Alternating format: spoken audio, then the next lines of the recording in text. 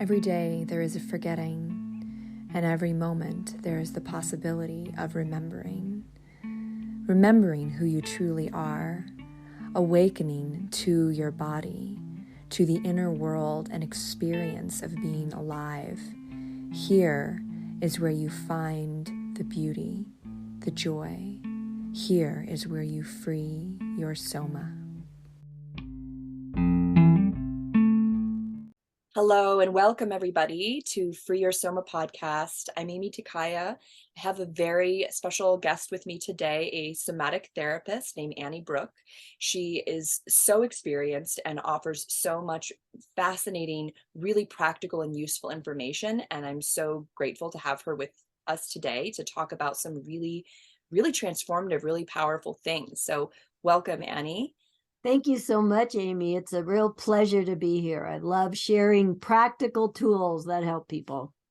Yeah, absolutely. That's, because so many times we might hear some really, beautiful information, but then we don't know how to apply it. We hear something that sounds really great, but then what do you actually do to make those changes? And that's what I really love to share is kind of the how-tos. Yeah, and my master's degree was in applied behavioral science. So I have both the practical and the, geeky exploratory thing going on. That's perfect. I love that. That's wonderful. So maybe you can tell us a little bit about your background, because you've been doing this somatic work with people for a really long time Since I was in my 20s. Yeah. And I really never thought I'd be a therapist. It was just my own healing. I had some pretty severe trauma in my early 20s. I had a hand-built house burned down, a partner who became alcoholic. My animals were killed. Everything I knew was destroyed in a fire. And I had to figure out, wow, I had no idea what shock was, but I certainly was in shock. And I had no idea about any of these body healing tools.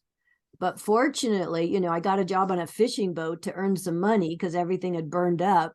And during that fishing boat, it sort of helped me regulate in a way, because I was on the ocean. I was in all this fresh air. I would, fry onions. I was hired as the cook. So I'd have frying onions 4 days a week we were out. And then I would throw up over the side of the boat. Now that doesn't sound fun, but I can tell you what it did is it took what was frozen in me and got it moving. And there's a key to all of this regulation stuff, which has to do with not being frozen. Right. Yeah. So basically that, and then I had a wake-up call. I fell off the top of the wharf. That was like a 17-foot fall. I was hauling my lobsters up over the cap rail. And then this was a stress response. I blanked out and let go of the ladder. Here I am, 17 feet up, and I have a blank out moment. I don't know if any of your listeners have ever had that happen under extreme stress, but it's weird. It's like your brain stops firing. And all of a sudden I was out of my body, floating in the air, watching my body gracefully move a little bit sideways. So I didn't fall straight down on this water tank that had rebar welded onto it. I mean, I would have been impaled. Wow. And so, yeah, it was pretty dangerous. But I hit an old tire and bounced that was up against this water tank. And while I was in this state of consciousness of, wow, I'm not in my body, I felt love. I felt nothing but love. I was not panicked. I didn't, I remember like, oh, if my body survives, I'll go back. If it doesn't, I won't. So what that taught me, and then I made a vow to myself, I want to feel that much love inside my body, right? I don't want it to be out of my body. And I wanted to understand, what is this spiritual? I don't know if we call it spiritual, but this infusion of love and source, and how do I live that kind of life? And so within a month, I was over in Berkeley, California, from being on a fishing boat over to Berkeley, California, and I was studying Sufi-based meditation, hands-on healing. And that just immersed me in contact improvisation, Ruth Zipora's, find an impulse, follow it. So much about the body mind, plus a 4-year training in healing ourselves. And that's why I love to give the tools away or have my courses, because we can heal ourselves. We need the guidance, we need the tools. And I was a mess. I thought I would be a bag lady because I couldn't regulate. I could feel my brain not functioning. And having the tools to find my midline, to organize how I processed emotions, to move them through my body. We did neo-Reichian breath work and, breathing sessions and bioenergetics and dancing. And we looked at our finances. And, this was a full, like, hey, take charge of your life here. And then I got to volunteer at Children's Hospital and work with the traumatized kids. And that just kind of broke my heart open. It's like, whoa, there's stories to be told. There are hidden stories all the way in these little beings here. And I'm so grateful for that opportunity. And then I was teaching, I was doing clairvoyant readings because of the meditation school. And people started to come to me for sessions. And I just really got to apply what I was studying. I created a bachelor's in somatic psychology through Antioch because I thought this stuff is so valuable. And I had dropped out of college after my first year and a half because I couldn't stand the pressure of the wah, wah, wah, wah. But then I got educated. I got educated in a living experiential way. And what a difference. And so I'm a big one about getting educated, having a path to help you integrate who you are. Right. Create a little focus, because sometimes we can get really pulled around by life, and to have that, focus of having that North Star of a direction that we're going. Yeah. And I'm so fortunate because I linked up with the university where I got my doctorate, and now people can use my material and I can help them shape it into their own master's or PhD program. Right. Oh, and somatic psychology. It could be somatic psychology. It could be a little twist of that, but it's uniquely personalized. That's And so beautiful. isn't it beautiful? And that's when people get the foundation of their own voice. Awesome. You have beautifully painted kind of the message that I really hope all of our listeners who are new to these kind of things, there's bound to be listeners who are already, connected to somatic worlds, right? But for those of you who are listening to this kind of stuff and it's new to you, Annie just illustrated so perfectly how the realm of somatics and somatic studies really is this beautiful intersection of the biological and the spiritual and the emotional and the philosophical. It's this place where there's this meeting up of all these energies that are actually in us as human beings, all the time, but starting to actually integrate and move those energies through our bodies is what I really think that, in my experience, somatics is really all about. And allowing for those different, sometimes they feel opposing energies, like some people pit science against, spirituality, but they're not. They're actually just like right and left hemisphere. They're part of the whole picture of what a human being does and how we think and operate. I love how you framed that, Amy. That is so true. And it's so, it is generic to human nature, and then how you uniquely work with it based on your own traumas, your own life experience. You will have your own personal work to do this lifetime to be embodied, to heal the experiences you've had, to get the clarity and the tools. And somatics is like a lifelong, beautiful way of being. It's like a practice, but you have the tools. You can, I always say to people, tune your dial as quickly as you can. If you've gone off, an emotional, blah, blah, blah, blah, get the potency from it, but then readjust to the clarity of present time. Yes. And being in our bodies is so is so the way to get into It's that present fun. moment. It's here for us at every moment. There's possibility to get in touch with our breath, or the sensation of the clothing on our skin, or the colors in our environment, like all these different ways that we're perceiving and sensing.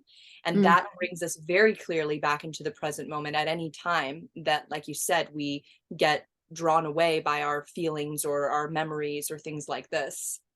Beautiful. Yeah.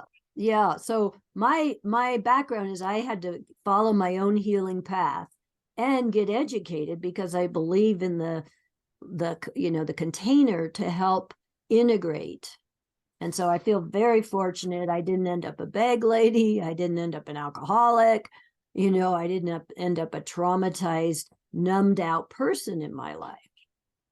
Right. Well, more than that, you have created a legacy and you've helped so many people, and you're continuing to help people. And that's really kind of, when we think of the, how do we look at our traumas as gifts, or possibilities? It's hard when you're in it, but then Totally. as you become more developed, as you're describing, and you begin to be, I kind of describe it as at the sharing point in your journey where you're like, you've learned some things and you've really changed maybe some of the ways that you operate. You're ready to share, you're ready to be a voice of some kind of authority, of some kind of guidance for other people. That ends up showing you, literally showing you, what the gift of all that suffering was at the end of the day. Yes. And that is where you're integrating your life, not wishing you had somebody else's life, not wishing not holding on to resentment, not holding on to depression or anxiety. And they're really, if there's anything I can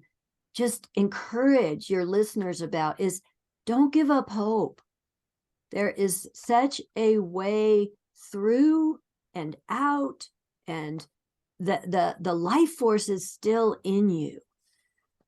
And sometimes for people, I've been in very hard times. I remember I had to work for $1 an hour, and up in a sawmill in Maine because I didn't have any other resources. So I don't mean to minimize anybody's struggle, but what I want to say is there's a path through, and learning the tools, learning to not be numb, not run away from conflict, not exaggerate conflict, heal your earliest attachment, which is how you decided if the world was safe or not. Mm. And through infant, like one of my specialties is I can help people get back to infant memory. And that's precognitive. Right. And so what that means is your whole soma, your body, has taken on experience and already made protective response habits. So if an infant is left to cry in the crib and the mother thinks, oh, I have to keep it on a feeding schedule, then what happens is that body of the baby gets aroused. First, it cries out, hey, I'm here, I'm hungry, come get me, or I'm lonely, come get me.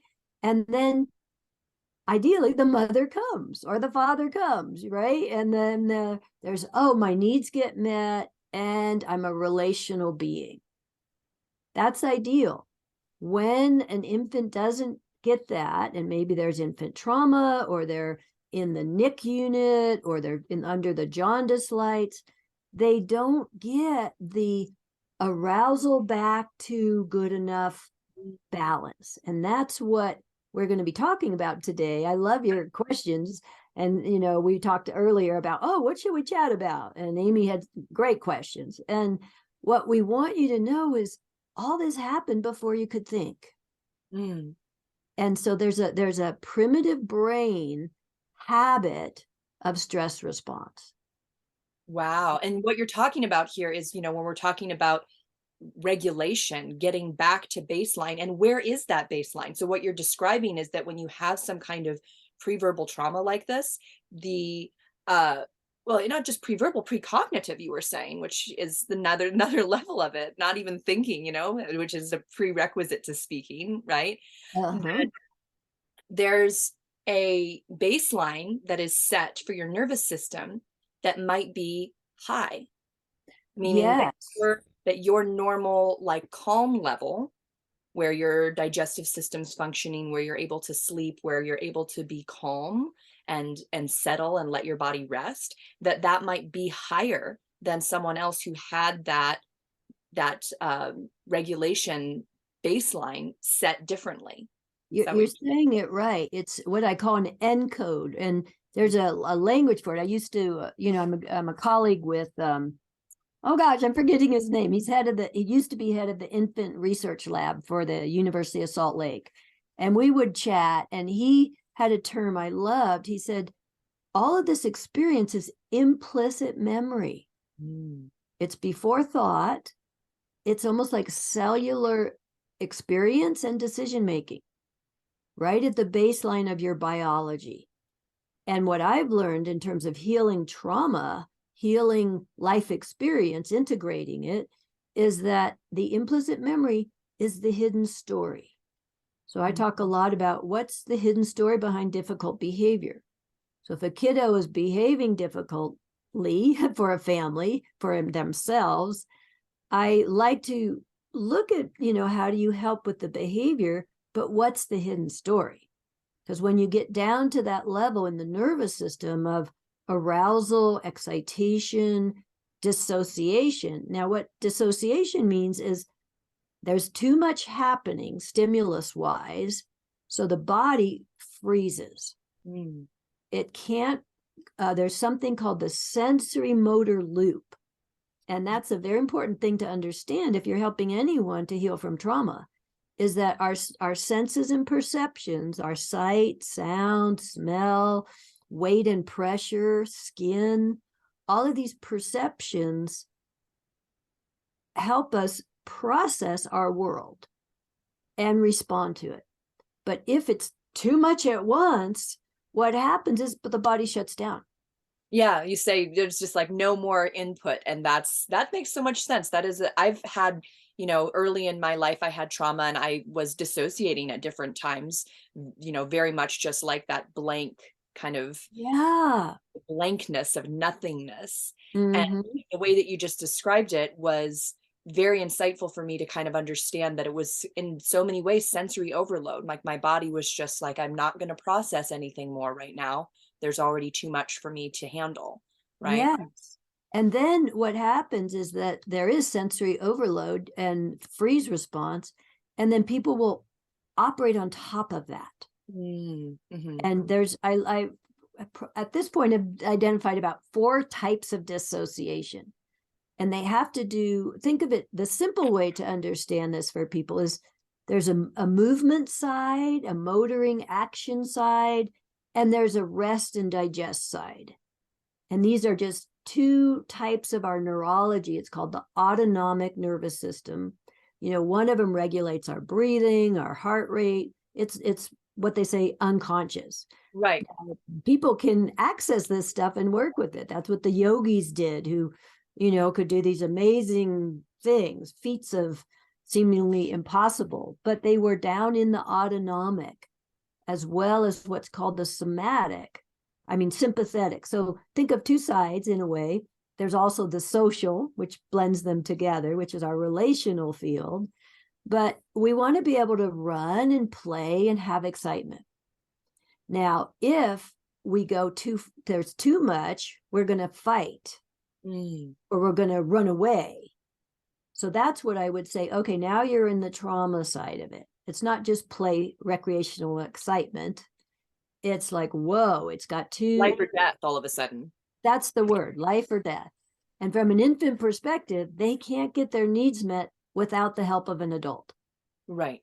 The infant child is more vulnerable than the infant animals. And that's because, we have to get out before our brain gets so big, or our head gets so big. So we're not really ready to run around like baby horses. They run around in a day. But we're like, oh, carry me around. I'll learn how to roll over. So, and we have to learn all these things. So we're dependent. And that's important to know. Well, and what you were saying before about these 2 sides of our nervous system and being able to have the excitement, have the, high energy physical movement part of our lives, and then also be able to down regulate and come back to calm, rest, and relax in order for our digestive processes to take place and for the healing that our body does and the regenerating that our body does, right? Mhm. This is this concept of regulation of our nervous system. And I'm Mhm. sure there's plenty of people listening who know what this is, but maybe we can define a couple of terms for people who are still new to these kind of concepts. Absolutely. Um, Regulation means you can bring yourself into balance. Mm, You can meet the situation. Like if it's a dangerous situation and you need to run away, that's healthy. yeah. Or if you need to fight and say, hey, stop right there, that's healthy. So you need the potency. You're regulating to what's happening in your environment. And then if you've had a big arousal, whoa, you need to recover. Oh, rest and digest. Now the sympathetic side, and these are just language, use whatever helps you remember. But there's the movement side and the digesting side. And the digesting side has internal movement. It has peristalsis, it has breath. So it's not frozen. But what happens in the extremes, the movement side, sympathetic, will be fight or flight or freeze. Too much, I'm going to stop. Then when it's frozen, you can go down the rabbit hole into depression. Mm, That's the parasympathetic side, which normally would be going inward a bit, digesting, resting, not maybe, being so active socially, but enjoying the recovery. If that doesn't know, if you're hiding in a cave to escape danger, you couldn't run away, you froze, now you're hiding in a cave internally, or you're out of your body in the zone. There's depression. And depression is a horrible feeling. It's actually more dangerous signal to the brain than fight or flight. right. Hmm. Yeah, because the brain thinks, uh-oh, you're dying. You're not able to mobilize in the face of danger. Right. Oh man. Right? I feel like I've experienced both of the things you're describing, and that actually, for me, a little light went off because I have used to be someone who was very addicted to go, go, go, who was very Yeah. addicted to exercise, who was very addicted to like having constant adventures and stimulation. And I think it's because I was fearful of that rabbit hole of depression, and that if I stopped moving, that might come on, because I had certainly experienced that. And it did feel more dangerous to like Yeah. stop and prepare for, that darkness that might show up, than it Yeah. felt to just keep myself going constantly, even if it was exhausting to my body and it really wasn't a sustainable way. This was me trying to, in my own way, like regulate and keep myself alive. Exactly. And we call that a compensation. It's you're doing the best you can given the circumstances. Because, like for an infant, if they don't get protection, and a mama can't protect, if there needs to be a C-section, it's going to happen. That's a good choice for the mom to make, right? Not, Yes. I don't, ideally there's everything else is tried first, but a baby's experience of a C-section is terrifying. High arousal, disorienting. If the baby's not put right on the mama's chest afterwards, or if the mom is busy getting sewn up, where's this little baby? Hopefully they're with the daddy, but sometimes they're not. Or sometimes the dad is all excited too. And so ideally, this interruption of the external regulator, the dyad regulation, is what we want to learn how to give ourselves so we don't mess up our adult relationships. And this is known as self-regulation. Yeah, this Yeah. is self-regulation, and I call it secure adult self-attachment.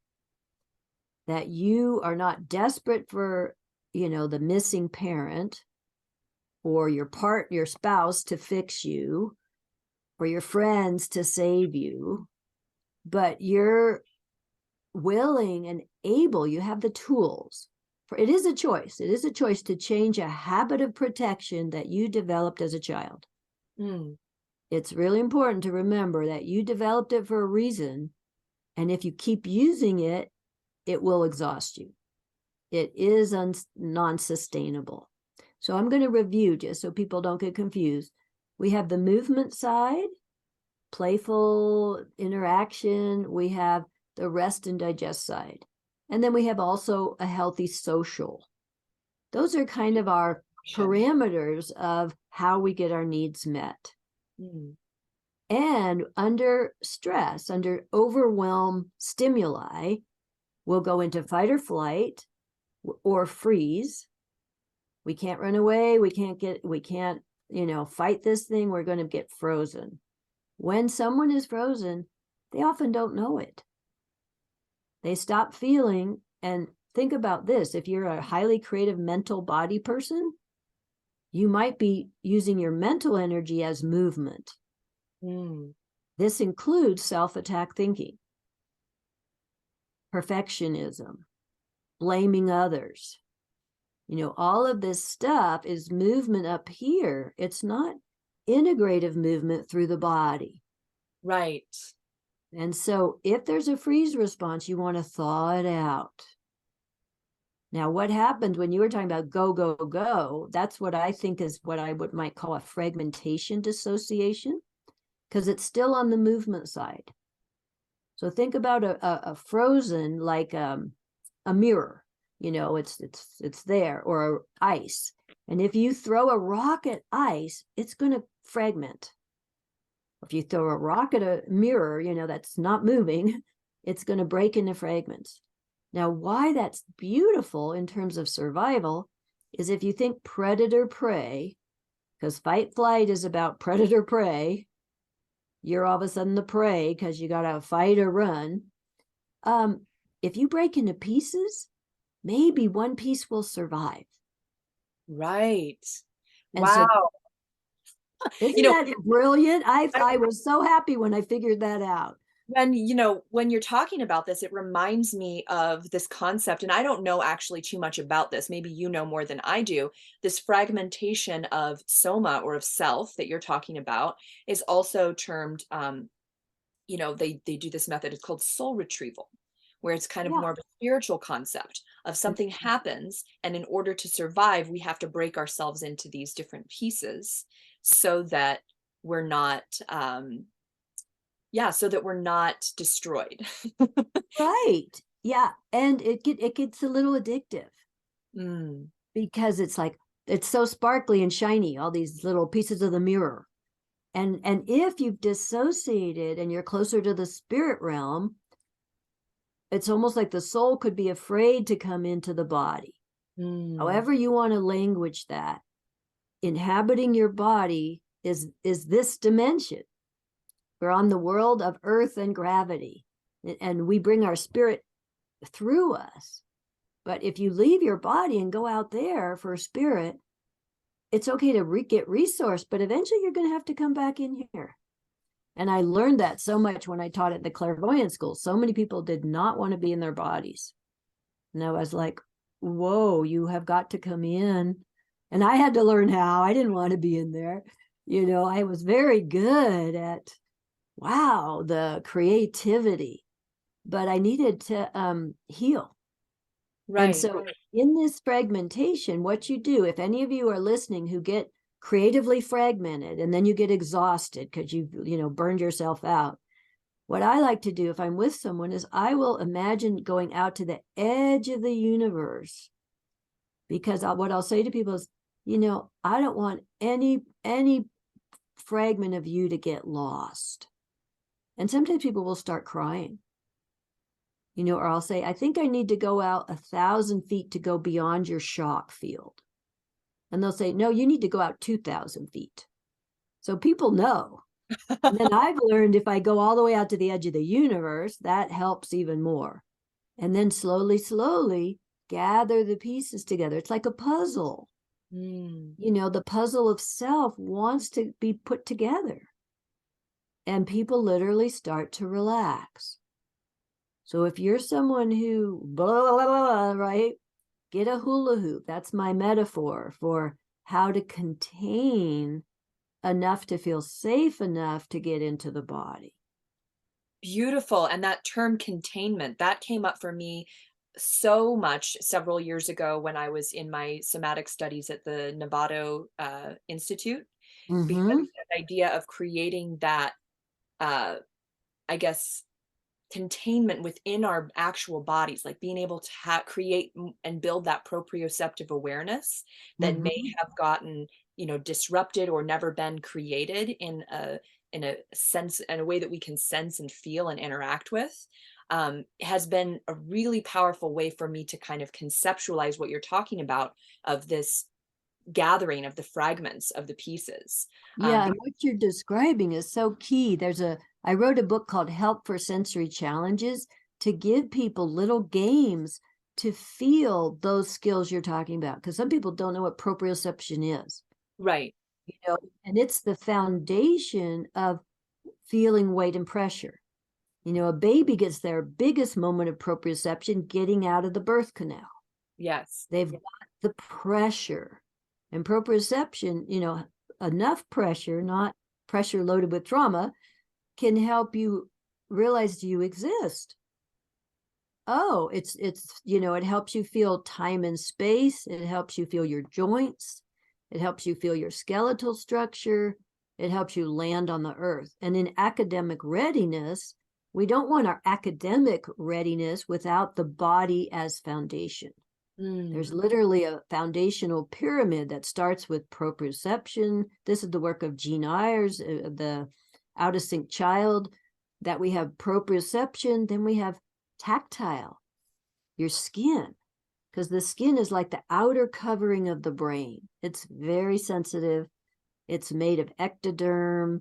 And so kids who have, and adults who are hypersensitive, or what I call hypersensitive radar, you want to be able to turn that down.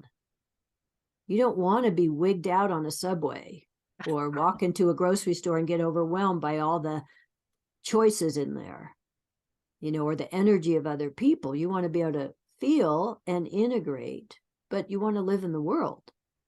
And if you're too hypersensitive, you'll have to go live in a cave somewhere. Right. Right. Or in an ashram and be dependent on, the leadership of someone else, where you want to be a co-leader in your world. You want to, Perfect. That yeah. gets right into that concept, the next concept that was on our little list here. We went through regulation, self-regulation, and then co-regulation, which is that relationship to others and probably to our first caregivers, um, Mm-hmm. created that, again, that proprioceptive awareness of being touched and held, of knowing we exist. But then more than that, started building the foundations for how we're going to regulate or not, right? Exactly. And I want to really put in a word for mamas not to blame themselves, because Yes. sometimes when we start talking about attachment, mothers can go into guilt and think they did something wrong. And I can tell you with my mom and myself, because I was born premature, I was whisked away from my mom, and then I didn't see her for 17 days. That was the protocol at that time. They wouldn't even let her in the room with me. Now they know with preemies to put them in the same room with their mom or right next door. And, they have these little things you can put in there and touch the baby. Your hands can go in. They do all kinds of good things now for the preemies. But what in that process, it wasn't my mom's fault. There was things that led up to it, but she did her best to try to connect with me. She pumped her breast milk. They threw it away. She said, I need to touch my baby. I need to be with my baby. No, you sit out here. And so mamas, whatever happened just happened. Please don't carry guilt. Don't get resistant to like, well, I did the best I could, because then you and your child won't heal the attachment dynamic. Sometimes it's the birth itself and the infant isn't able to regulate to you because they've got a torque in their brain, or they've got a twist in their shoulder, or a twist in their organs through the birth process. So if you can get hands-on help for those little babies, and you can help them, I have a book called what's it called? The Developing Infant. You can help babies in their crawling rebuild their brains away from a trauma loop, because they Wow, might be set up already, defended, for and sure. they won't bond with you. And I see this all the time with adoption. So I want to go back to one piece so I don't lose it, which is about, we talked about the fragmentation and creativity and the hula hoop, gathering the pieces. I love that. Yeah. The other side is the parasympathetic depression. Now, here, I learned this with a little adopted kid who had a huge meltdown, and then he was so exhausted, he couldn't get off the floor. And this was a regular occurrence for him. His mother was like, what do I do? The kid's 11, and I thought, wow, he is going so far from high arousal, sympathetic, to low tone, parasympathetic. He literally can't get up. And so I started talking to him, and I asked him, do you fly away from your body? Do you go to a cave inside? Where do you go? And he said, I go to a cave. And I said, are you lonely in there? And he said, well, I don't want to come out. And because of the need for contact, what I thought about is I said, okay, I'm going to slip my hand in the back of the cave. Is that all right? I'm going to just put my hand back there. And all of a sudden he got warmer. Just by having the sense, this was, my hand imagined in the back of his cave, his body warmed up. And he said, oh, I feel warmer. And then we played a little game where he explored walking to the edge of the cave and looking out. Now, what I'm doing underneath the metaphor of all this is I'm tracking the nervous system in the body. If he's gone into a cold freeze, I want to give him some blood warmth to help with the parasympathetic so he can have enough potency to come back into motoring. And so for him, he could walk suddenly to the mouth of the cave. Then he could stand right there because of his fear of if he went out, he'd get overwhelmed. So then he could stand there, and he said, oh, I feel the sun on my face. So this is kid language, right? All of this stuff, you want to have the right language and age appropriate language. And even for yourself, maybe the metaphor of a cave is much better than thinking about co-regulation or depression or, but if you go inward and withdraw, I want to encourage you to find a way to come to the mouth of the cave, because you cannot live life inside there. Oh, yeah, I know. This is really hitting home for me, especially that idea of warming up with the help of another person. I had this moment actually last year. It was really quite funny. I had a moment where I realized my husband had been trying to hug me. He'd been trying to hug me for months, and I was always just a little too busy. Yeah. I'd give him a hug. I'd give him like a kind of a Right. half hug. And Uh-huh. I had this wake up moment where I was like, oh my goodness, my husband has been trying to hug me, and I've been too busy to give him a Yep. real hug, you know? Oh, Like there was yeah. some part of my brain that was like, it's not hug time. Hug time is after our child goes to bed, and Right. I'm calm and relaxed, but then I realized I was like, no, why couldn't hug time just be when he's asking for a hug? I love that. And that warming up, and so I've been practicing now, letting my aura, letting my system just be open to that, because what I Mhm. see is, and these are again the technical terms, he's looking to co-regulate for a moment. He's feeling something internally, and he wants to connect with me Yeah. during our day, and he wants to have that moment, that 15 seconds, that 20 seconds of physical contact. And how beautiful and how precious that is. I mean, it sounds funny, but at the time when I realized this, that I'd been too busy to hug my husband, I teared up. I Of felt my heart course. hurt, you know Yeah. because I realized that I had been probably in that same pattern of go go go. That was my previous strategy of my nervous Yeah. system life. And I'm so glad you figured this out for the sake of your relationship, because eventually he'll give up trying to hug you. We don't want that. Right. Right. Yeah. And that little bits of nourishment, I know parents are busy, but you get those little bits of nourishment, it shifts the whole paradigm. Then you're connected as a parenting team. Now, you had to do something important. You had to let go of your agenda. And often when we've had shock or overwhelm, we'll get a little controlling. We'll figure out what works for us and not even know we're trying to control our environment. Mm. And that's why what I really want to talk about in terms of co-regulation. So, well, I'll get there in just a second, but the last piece about this cave and warming up, another thing that can happen is there can be this big void. People don't even know they're in a cave. Right. There's a huge black field of depression or black hole, or it's so vast. And so what I do then is I imagine I have a little belay line rope. I live in a place where rock climbing is really, done. People understand a belay line is just like a safety rope. And you put it on the person who's going over the edge of the, rock there. They're going to go down.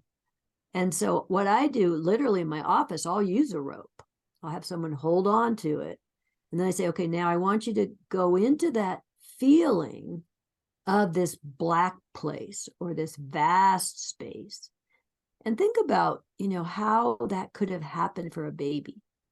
I learned that I developed infant depression being in the incubator. There was nothing to touch. Whereas for not 9 months, because I was born early, but a baby is in regulation with the mother's body, movement, touch, rest, voice. And in the incubator, there was nothing but other crying babies. And on a funny level, I made a vow to get us out of there. I had no idea I made an infant vow to do my healing work. But after I wrote my book, From Conception to Crawling, which is just practices you can do to become more sensory aware and to understand movement and repattern your own brain, I realized I wrote that book for the other babies in the incubators. Oh my gosh. So I share that because I want to say each of you has a path. Something in your life, inspired you, and it's in there. And you may not know it if you're busy raising kids or trying to keep it all together, but I believe there's a depth of being. And sometimes when you learn these skills, you have more access to that. I agree 100%. Yes, that's really, we hear people in kind of the, I guess, new age talk about embodiment all the time. And like, what does that mean? How do we do that? And what you're describing, these practical like methods for getting back in touch with our body is actually drawing all those fragmented pieces together and creating that self again that maybe has not existed before. And then we have access to all of those gifts that all of that experience brought, which is, you're a living example of that. So Yeah, it's thank been you a for sharing journey that. for sure. Yeah, you're welcome. I'm grateful to my soul path for sure. I And want my to ask, friend, oh, sorry, go ahead. no, that's good. I The was last gonna, thing I'm going to say is about this belay line. You have to get to the bottom of the depression and sit on the bottom. oh, that's scary. That sounds Totally scary. It's terrifying. really scary. Yeah. Uh-huh. But the thing is, there's something people can get a free download on my website, the satisfaction cycle.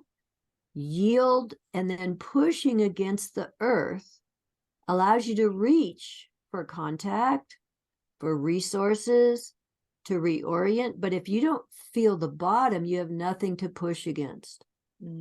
So rather than mask depression with drugs, sometimes it's important because you're not functional and you've got to get enough vitality in your system to be functional, but you don't want to remain on there.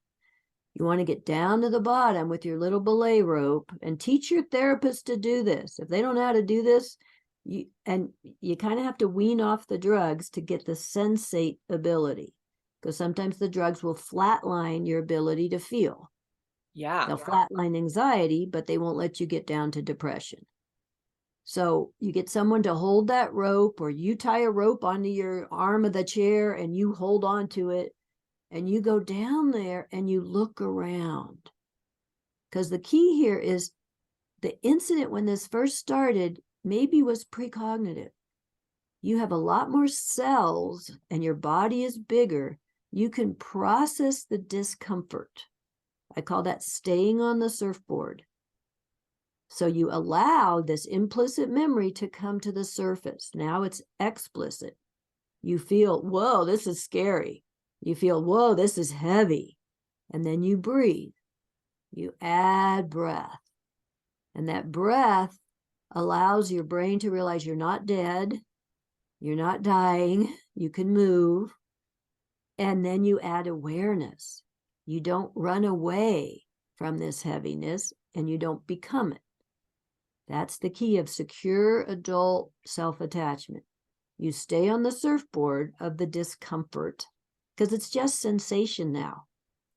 It's sensation and associative memory. Right. And it's clearing. If you can let a wave pass, you realize you're alive. Wow, I survived whatever that thing was. I don't even have to know. But I survived that feeling I've been avoiding all my life. I survived it and it passed. Now, this is a biochemical thing. Candace Pert, molecules of emotion. Unprocessed emotions store in the synapses. And they sit there and they make us dull or hyperactive because we're not internally communicating in the design of the body. So my hope is if you're a fragmenter and you run away and you get all fast, you get your hula hoop out. And if you're a depressor, you actually, get a warm hand in the back of the cave and start motoring to the light and to social interaction.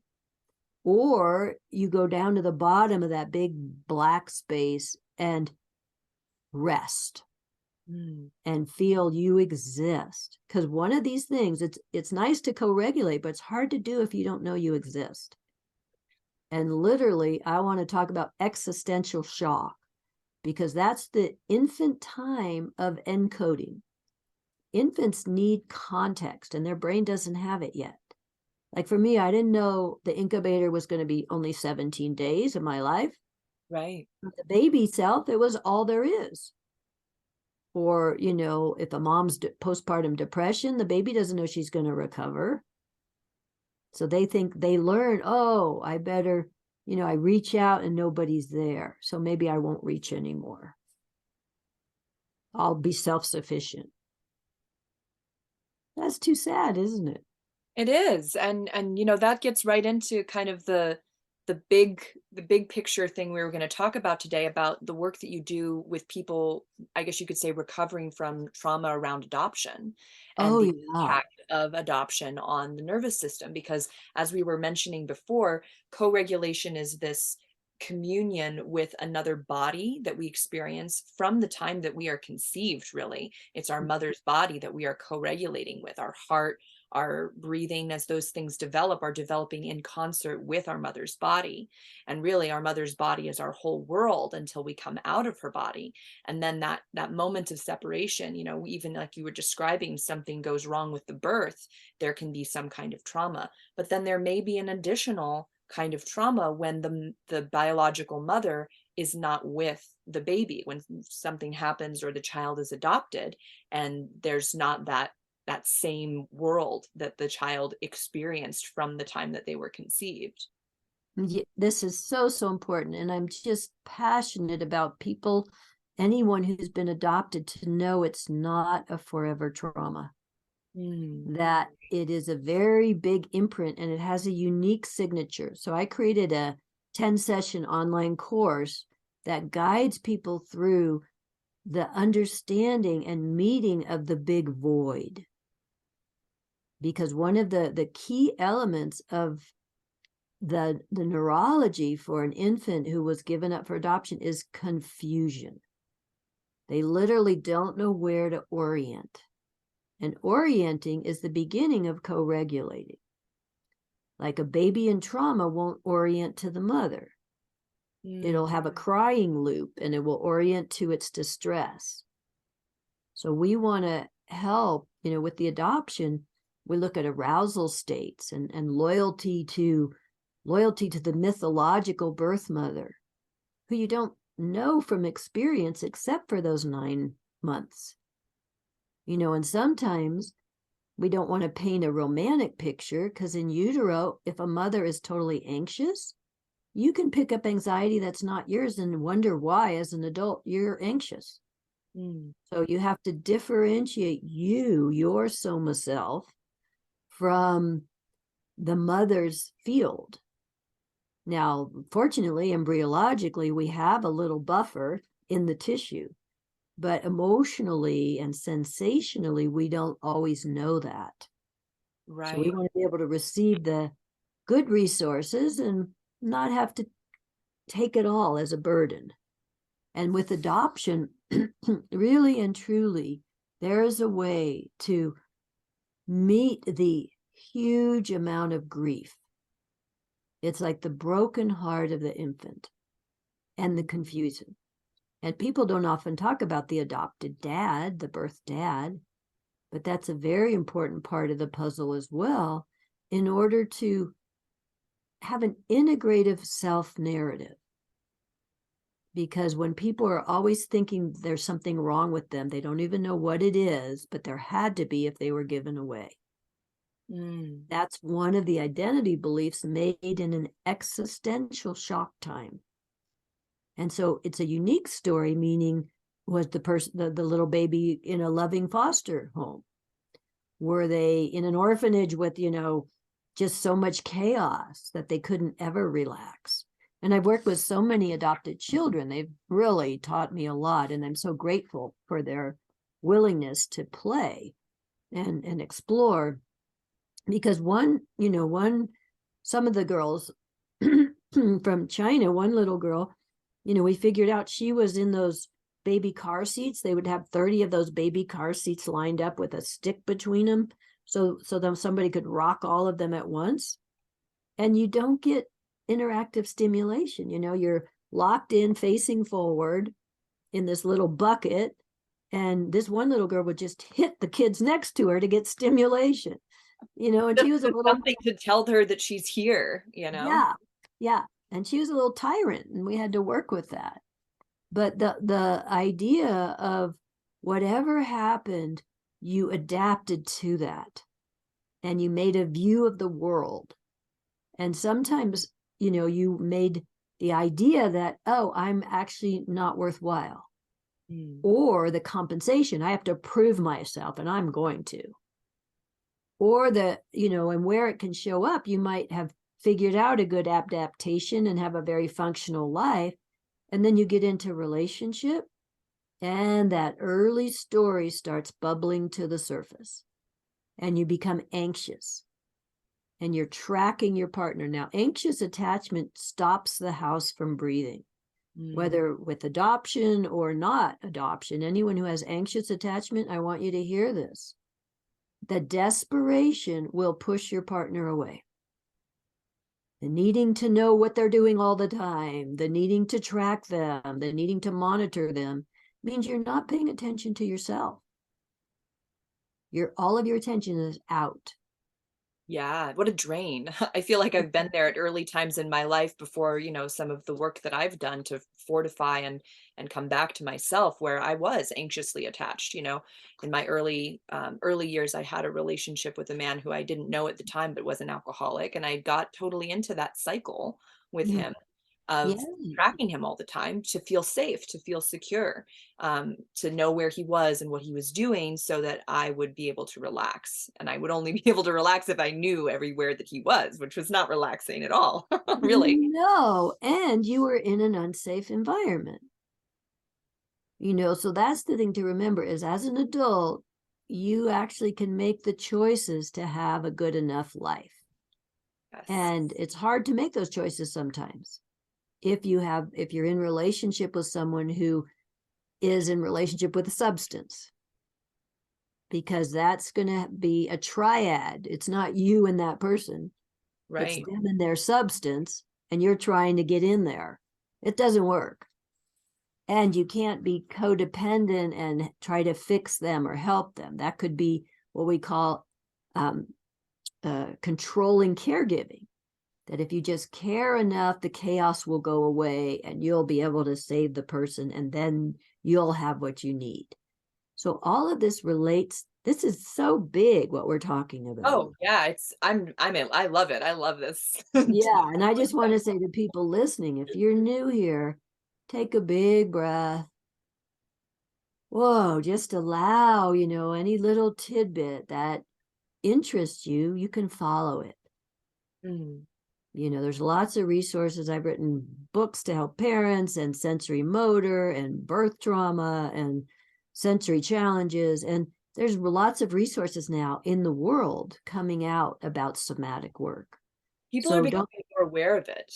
yeah, it's a big wave now. And thank goodness, because it's where the healing potential of heal thyself really lives. Mm. We do need other, but we need to attach here and kind of work with our own habits and relieve our internalized fear or depression, or let go of anxiety that wasn't ours that we still carry around. And you do that through the body, through the ability to tolerate sensation, to contain it, to play with arousal, relaxation, and to find the rhythm, the internal rhythm, where throughout the day, you're not wigged out and then zoning out in the TV afterwards, or drinking your wine or whatever, that you're finding the biorhythm of well-being. And so I just want to encourage you, if you are alive, you're on the right path, that you actually can learn this, no matter how intense. I mean, I don't say this lightly. I have worked with sexually abused foster children. I have worked with schizophrenics. I have worked with a lot of populations where the challenge bar is high. Mm. So sometimes you will need outside resources. In the Brook Institute, we offer sessions. We have trained therapists. If you're lucky, you get in to see me, but I'm pretty busy. But the idea is sometimes you do need external help, but the help is now becoming available. Mm. I mean, I've been a therapist for 40 years. And when I started my training, fortunately, I was in the realm of the embodiment, and it was brand new. So a lot of therapists have no idea how to do this. And I say, come and get trained, Yes. because you will have a waiting list, around the block. If you know how to help people help themselves and literally change the brain to change the pain and integrate their life story, they are fierce with reality, and they can take charge of their life. They don't have to lean on you forever. I believe people should graduate from therapy because it's expensive. Use that money for fun, or you're helping your children, right? All that. But there is help available, and you are going to be smart enough to figure this out. There is a natural intelligence in every living being. And there can be lots of trauma and lots of reasons to stay out of the body. But at some point, I have sometimes had to say to people, it's time to demand that your soul gets in here. Mm. Or you could say your higher power, or your self that is bigger than all of your trauma. Right. The kind of overseer of everything, of all, this part of us that can see the larger picture of everything, from the things that have happened to the present moment to how it's playing out in all of our relationships and all of our interactions that we're having. Yeah. And that's the soul self. I mean, I don't like to get, people caught up in language here, because faith is a very personal thing, and, the higher power or the source or whatever you think of. But there's something about, then you're not alone. You're in relationship with the universe Mm. or nature, or however you find it. And then you find that midline of support, and you can tolerate stress. It's when our trauma is still bigger and we're still small that it's bigger than us, and we feel like nothing we can do. So if there's any, yeah. So if there's any message, or I just want to say it's possible. You're alive. The tools are out there. Come play with us. There's lots of people now wanting to help on this wonderful somatic journey. Beautiful. Yes, there is absolutely hope. I agree with that 110%. I went through so much myself, so many years of pain and tension that I didn't even realize I was creating through the way that I was living, through the patterns that I was playing out that came from these early relationships in my life. And I'm at the sharing point in my journey. So, you're at this point where you've created, like I said, a legacy, and you've shared with us today just some really powerful knowledge and tools, and really like a hope, as you said before, that you can come out of these traumas that feel overwhelming, that dark pit of despair and all those things. And yeah, I'm so appreciating you right now for bringing us to this point in our talk today, where we're inviting people to go forward, to keep breathing, to keep moving through it, you know. Even if they're not at that point in their journey where they feel that they're at the sharing point, right? That's a place, that's a landmark on this journey. To be in Yeah. that space where you're even ready to talk about it and confront it. Something you said a moment ago that was so beautiful, I absolutely loved it. Fierce with reality. That just, I love that, because when we face what's real in our bodies, in our lives, in our nervous system, when we face that reality of the pain that we've been carrying, or the situation externally, our environment that is not working for us, and we can actually be with it in a real way, that's where we actually have control and power over what goes on, right? Is in that facing of reality. So that phrase you said, fierce with reality, just love it. It's going to stay in my mind. That's a quote that really helped me when I was in the depths of my differentiation in my family of origin work. I love my family, and there was a way I was loyal. I thought, if I let go of this loyalty, my mom will die. It didn't make any sense at all. But I had a really good therapist, and that was on the wall. That little quote, and it said, if you can claim the events of your life, all that you've been and done, which may take some time, that's what you're talking about, facing it, right? Then you are fierce with reality. And that was Florida Scott Maxwell. So I really took it to, wow, can we claim the events all the way precognitively?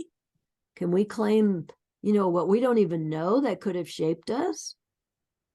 Or, as a child, we got so chronically used to abuse or numbness or a dysregulated mama or dad, a narcissistic parent or a borderline personality parent, that we just got used to that as the way the world is. But it's not. There's a coherence. And when things are coherent, when you return to your own coherence, then you can be resonant in the world. And you'll find people to relate to, that aren't enmeshed or dominating or encapsulated. So I love sharing resources, and I love you all. Just the fact that you're here, you're interested, you're listening for the possibility of your own healing, or your child's healing, or maybe your partner. There's a reason you're here with Amy's podcasts and all of this work that she's sharing. And so I just feel my gratitude and invitation. Yeah. And speaking of invitations, do you have any events or projects that are coming up right now that you could tell our listeners about, if they want to learn more from you, if they want to engage more with the really powerful restructuring that you're talking about, restructuring of our bodies and consciousness? Yeah, thank you for that. The real right away coming up is I'm leading a 4-month mastermind course. And that is, where all stops are pulled out, and you will be in the hot seat sometimes. You will be up against your own, confronting yourself. But I'm with you, to we're 4 hours a week together, plus lots of resource. And that's a very focused mastermind. It's called Best Choice, Best Action. And it's for people ready either to do a deep personal piece of work, or they actually want to share their voice in the world and they don't know how. And we start with looking in the mirror. Then we look at, what is the neuroscience of trauma? And then we look at what fears come up when you do start to show up in the world. And it's just a really challenging, fun, heartfelt. We do process. It's not just head information. It's really meeting up. So that's called Best Choice, Best Action. It starts January 23rd. In addition, in February, I have my relationship course. I run courses all year long. Some of them you can take at your own timing and pace. So be sure to go to anniebrook.com and you'll see all the courses throughout the year. If you are a therapist and you want the guidance from me, and maybe you want to get an MA or a PhD, you have to have a BA to do this already. Check out state-of-the-art therapy training, because I've learned that therapists can get burned out and they can take on the problems, and then they've spent all this money in their career and they don't want to do it anymore. So state-of-the-art therapy is really about, you go through all my courses, they're included, and I mentor you after every course. Why did I make those choices? What are the interventions? What was I seeing with that person? What were you seeing? So it's really a dialogue of learning, so that every therapy session is an art form. It's a living, you're not sitting there listening to someone, getting fatigued, wondering when it'll be over, or falling asleep. I've been with therapists who fell asleep on me. Oh my gosh, right? I would like you to have state-of-the-art therapy. So those are my big things. And then I have these regular courses throughout the year: relationship, complex trauma healing, adoption, how to play. Some parents don't know how to play, and that's a short little course of, awakening the creative mind. Very important for meeting change. And I think that's most of the, healing birth trauma. That's my big signature course, and I run that one twice a year. So I've got lots of resources and a free PDF library, and my Instagram account and my Facebook Lives, which I'm going to go to in just a moment. Yeah, well, it's just like a fountain of such amazing, powerful resources. It's like I've said a couple of times now, that you really have created a legacy from your own healing and from the journey that you've been on for 40 some years. And I mean, that's when I came across your Instagram page and I watched some of your lives, I read some of your little carousel posts. You share such potent and powerful information that communicates, I feel, with a wide range of people. And maybe some of your listeners here experience that today. Some of you may already be versed in some of these things and got a little bit out of this on an academic or intellectual level. And then maybe there are people who are listening where this is, all news to them, but that description of the cave, the belay rope, the sensory experiences that you were describing, maybe even some of the more spiritual terms that you were using, were able to, people were able to connect with that. So that's something that I'm really grateful for this talk today, really amazed with just the breadth of your experience, your knowledge that you offer. Thank you so much for coming on the show and talking about all of these really big, really powerful things. We've had a fun chat, haven't we? And as always, I just want to say gratitude to my life and my teachers, and, all of you will have your ways of learning. And so don't give up, stay in the game, and it'll help your children, it'll help your families. And Amy, thank you for hosting people and hosting me today. It's really been a great pleasure. Yeah, absolutely. I'd love to have you back on the show again at a later time, and we can tackle a new enormous, powerful thing. Okay, that in an hour and a half. Yeah. Yeah. Thank you so much. Yeah, beautiful.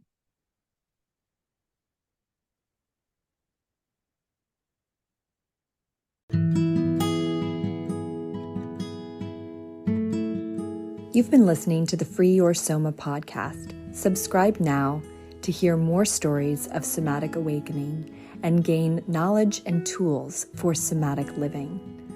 If you'd like to learn more about me, Amy Takaya, Hannah Somatic Education, or the Radiance Program, please visit www.freeyoursoma.com.